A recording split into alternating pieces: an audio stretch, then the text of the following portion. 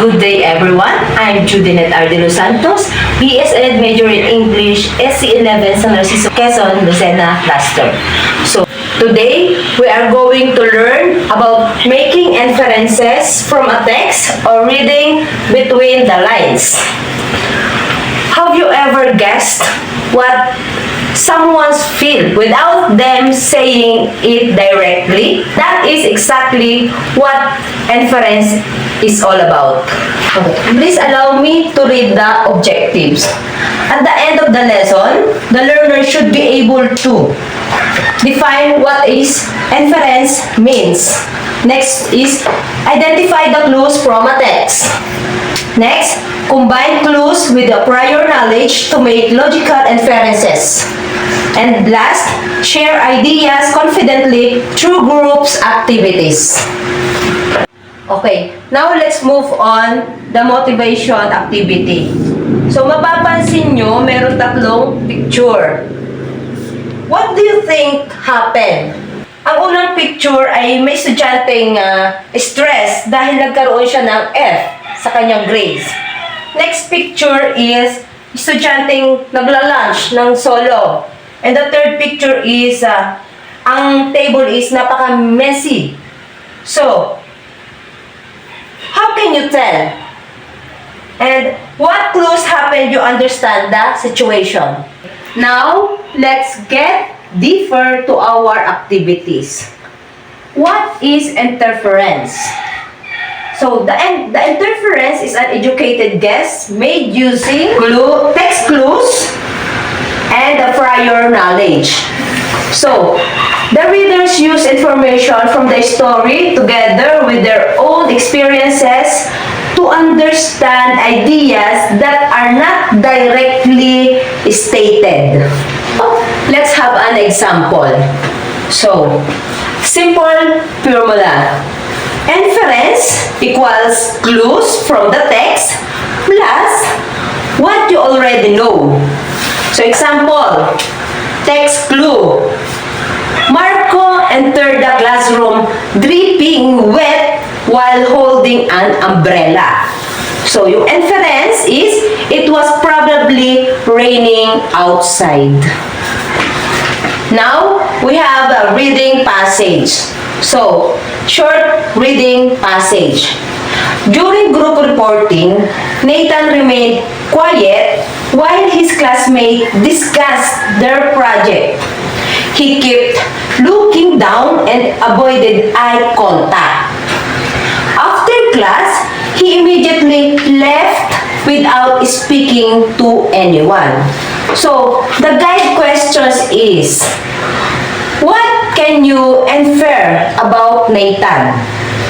The next is, which details from the passage support your story? And the next is, why do you think he behaved that way? Sometimes author do not directly tell us everything. So, as readers, we analyze clues and use our own experiences to understand the differ of the text. This skill is called making inferences. At ngayon naman, pasayahin natin ang ambience. We have interactive game, fact or inference. So, the directions is identify whether the statement is fact or directly state in the text, and inference, conclusion based on the clues. Examples, Kevin slammed the door and threw his bag on the couch after arriving home. So, ano sa tingin nyo? Is it fact or inference?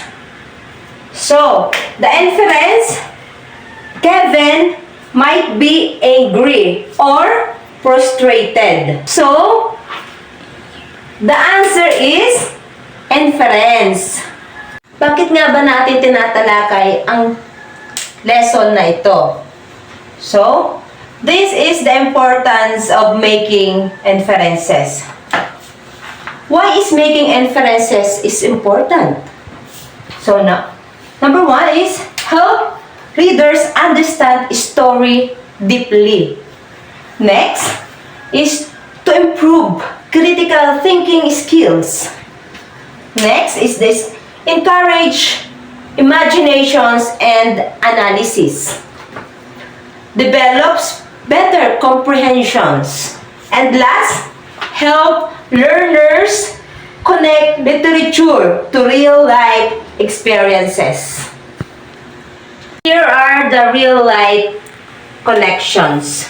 So, importance of making inferences. Making inferences is important not only in reading stories, but also in understanding people, feelings, actions, and experiences. So, as a high school student, learning how to analyze situations carefully can help you better, more understanding, respectful, and emotionally aware individuals. Okay, class, do you have any questions or violent reactions? Kung walang questions, I have prepared an assessment. So, the sentence is, after seeing the final result on the bulletin board, Mia jumped exactly and immediately called her parents. So, the question is, what can you infer about Mia? Next, what details help you to make inference? And the last is, why is evidence important when making inferences? And now, ito lahat yung kailangan yung sagutin. Class, right? That good readers do not only read words, they also know about how to analyze clues, connect ideas, and think beyond what is written. Because making inferences help us become thoughtful and critical readers. And now, I have another materials or worksheet that is for our closing activities. Complete the sentence. Today, I learned that making inferences helps me blank. To conclude, making inferences help us better readers and thinkers. It allows us understand stories more deeply and connect them to real life experiences. Thank you and God bless. As for my presentations, I have prepared visual aids, these digital presentations, activity worksheet, and interactive game. Thank you and God bless.